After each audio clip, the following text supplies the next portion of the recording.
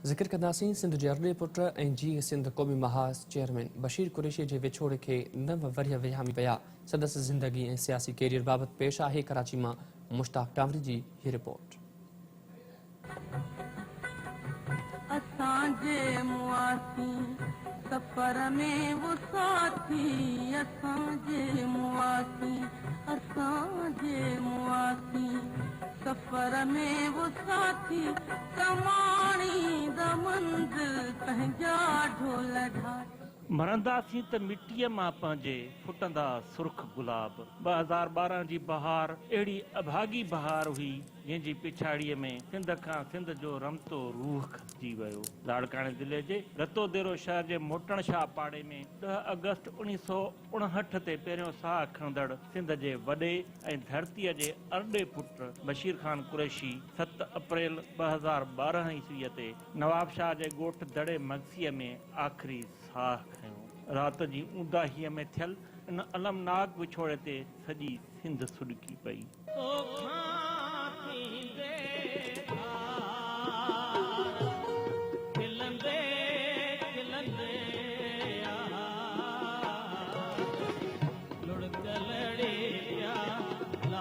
बशीर खान कुरैशी पंहिंजे सियासी सफ़र जी शुरूआत साईं जेम्स जी फ़िक्र जी पोइवारी कंदड़ शागिर्द तंज़ीम जीए सिंध स्टूडेंट्स फेडरेशन जसाफ ज़रई यूनिवर्सिटी टंडोजाम में 1976 ईस्वीअ में मेंबरशिप हासिल करे कई। हुन जमहूरियत जे बहाली वारी तहरीक MRD जे प्लेटफॉर्म तां जाई मार्शल लॉ ख़िलाफ़ भी कुछ वक़्त जदोजहद कई। 1982 में हू जसाफ जो मरकज़ी नायब सदर ऐं 1986 में मरकज़ी सदर बणियो।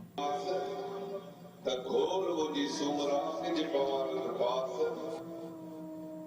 जे गोयाई जियास त वजी वण मलीर। 1995 में जॾहिं सैयद जे फ़िक्र हेठि कमु कंदड़ पार्टियुनि गॾिजी जीए सिंध क़ौमी महाज़ ठाहियो त बशीर खान कुरैशी उनजो डिप्टी कन्वीनर बणियो। 1996 में जिस्कम जो जनरल सेक्रेटरी ऐं 1998 खां शहादत ताईं जीए सिंध क़ौमी महाज़ जो चेयरमैन रहियो। बशीर खान कुरैशी 23 मार्च ते सिंध जी राजधानी कराची में फ्रीडम मार्च करे सिंधियुनि खे पंहिंजे हुजण जो एहसास ॾियारियो।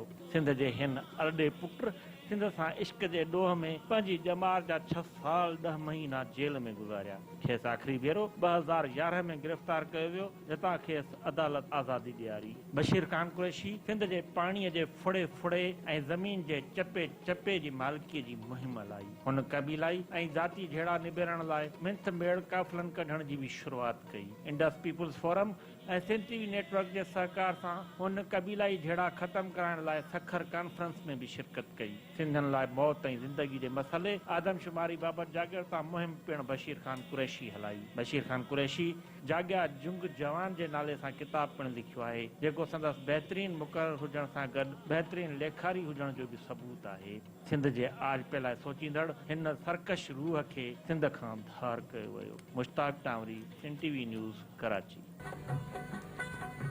असांजे मुआसी सफ़र में वो साथी असांजे मुआसी सफ़र में वो साथी कमाणी द मंज़िल पंहिंजा ढोल ढाठी।